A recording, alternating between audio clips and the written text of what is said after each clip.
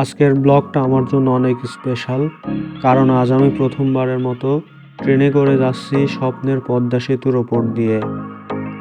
আসসালামু আলাইকুম, মাটির গল্পে স্বাগতম।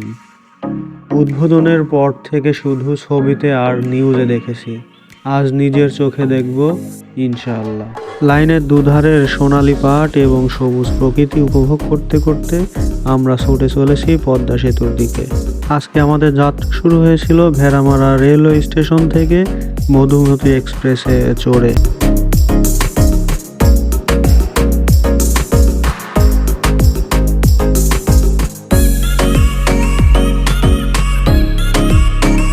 দেখতে দেখতে আমরা চলে আসলাম পদ্মা সেতুর ওপরে।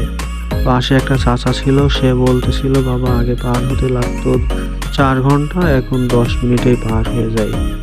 জানালা দিয়ে খুব বেশি উপভোগ করতে পারছিলাম না জন্য দরজাতে এসেছি।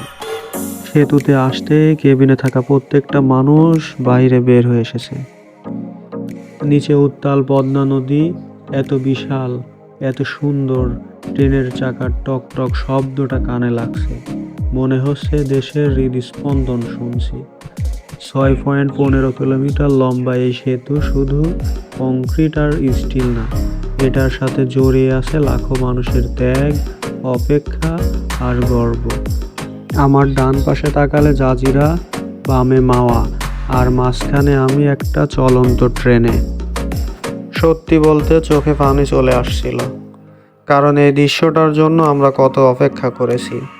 এটাই পরিবর্তন, এটাই উন্নয়ন। পদ্মা সেতু শুধু 2 পারকে জোড়া দেয়নি, জোড়া দিয়েছে মানুষের স্বপ্নকে বাস্তবতার সাথে। সেতু পেরিয়ে যাচ্ছি এখন, কিন্তু এই অনুভূতিটা থেকে যাবে সারা জীবন। তোমাদের কার কার ইচ্ছে আছে ট্রেনে পদ্মা সেতু দেখার? কমেন্টে জানাও। ভিডিওটি ভালো লাগলে লাইক আর শেয়ার করে দিও। দেখা হবে নতুন কোনো ব্লগে। সেই পর্যন্ত সুস্থ থাকো, সুন্দর থাকো। আল্লাহ হাফেজ।